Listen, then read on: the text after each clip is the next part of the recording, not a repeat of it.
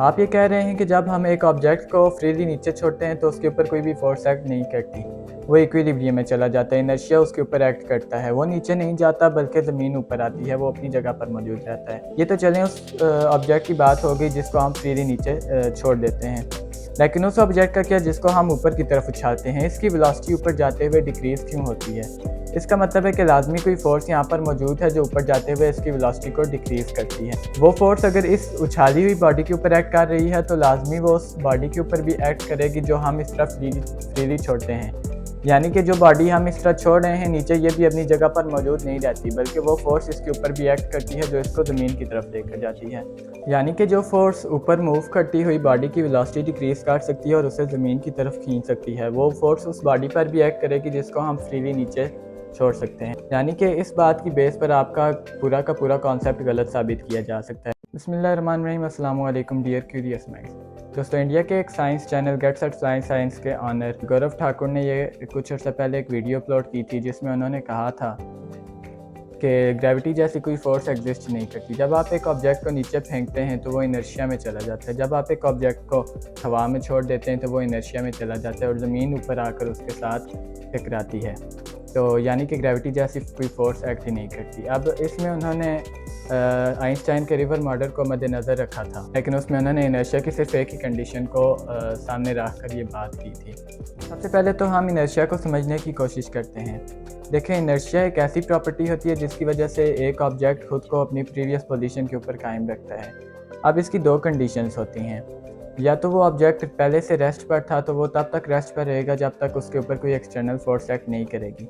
For example, अगर एक book एक टेबल के ऊपर रखी हुई है तो वो तब तक टेबल पर रहेगी जब तक कोई एक्सटर्नल फोर्स या फिर जिस तरह मैं फोर्स लगाकर उसे वहाँ से नहीं हिलाऊंगा वो उसी जगह पर रहेगी। ये होती है इनर्शिया एट रेस्ट। एक सेकंड प्रॉपर्टी है इनर्शिया की जिसे कहते हैं इनर्शिया एट यूनिफॉर्म वेलोसिटी। यानी कि जो ऑब्जेक्ट एक यूनिफॉर्म वेलोसिटी के साथ मूव कर रहा है वो इसके ऊपर भी लॉ ऑफ इनर्शिया एक्ट करता है।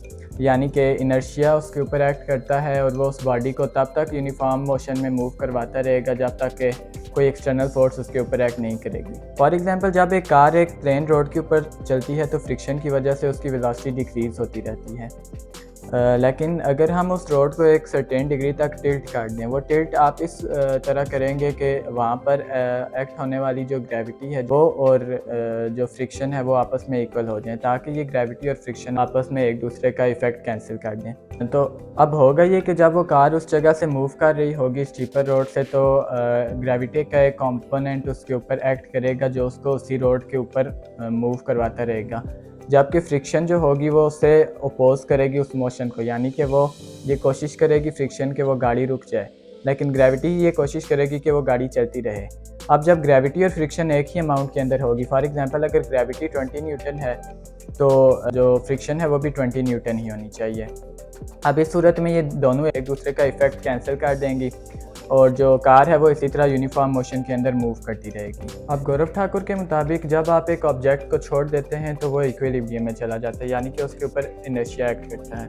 लेकिन जब आप उस ऑब्जेक्ट को छोड़ते हैं तो वो अपनी जगह से नहीं हिलता बल्कि अर्थ ऊपर आकर उसके साथ टकराती है।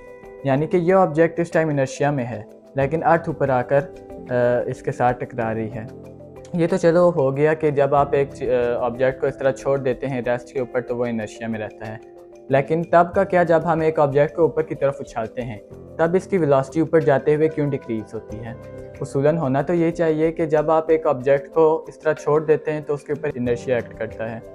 इसका मतलब इनर्शिया उस पर तब एक्ट कर सकता है जब उसके ऊपर कोई फोर्स एक्ट नहीं कर रही। यानी कि जब ये ऊपर से नीचे गिर रहा होगा तो इसके ऊपर कोई भी फोर्स एक्ट नहीं कर रही। इसका मतलब है कि जब ये ऊपर जा रहा होगा तब भी इसके ऊपर कोई फोर्स एक्ट नहीं करनी चाहिए। लेकिन तब इसकी वेलोसिटी क्यों डिक्रीज़ होती है? वेलोसिटी तो तब ही डिक्रीज़ होगी जब इसके ऊपर कोई ना कोई फोर्स एक्ट कर रही है। अब आप ये देखें, जब ये ऊपर जाती है तो इसकी वेलोसिटी डिक्रीज़ होना शुरू हो जाती है और एक टाइम आता है कि ये ऊपर जाकर बिल्कुल रुक जाती है और फिर आकर नीचे गिरती है। इसका मतलब है कि इस बॉडी के ऊपर भी कोई ना कोई ऊपर से फोर्स लग रही है जो इसकी वेलोसिटी को डिक्रीज़ करती है और इसे वापस नीचे की तरफ लाती है।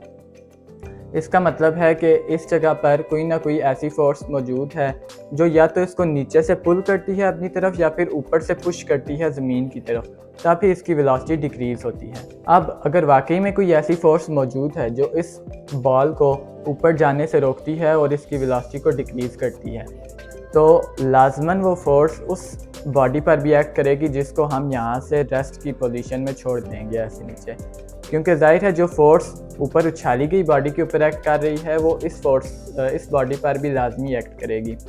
तो इसका मतलब है कि ये बॉडी भी फिर इसका मतलब इक्विलिब्रियम में नहीं होगी, इसके ऊपर भी इनर्शिया एक्ट नहीं करेगा, क्योंकि इसके ऊपर भी वही फोर्स एक्ट कर रही है जो फोर्स ऊपर उछाली गई बॉडी का वेलोसिटी डिक्रीज़ करती है।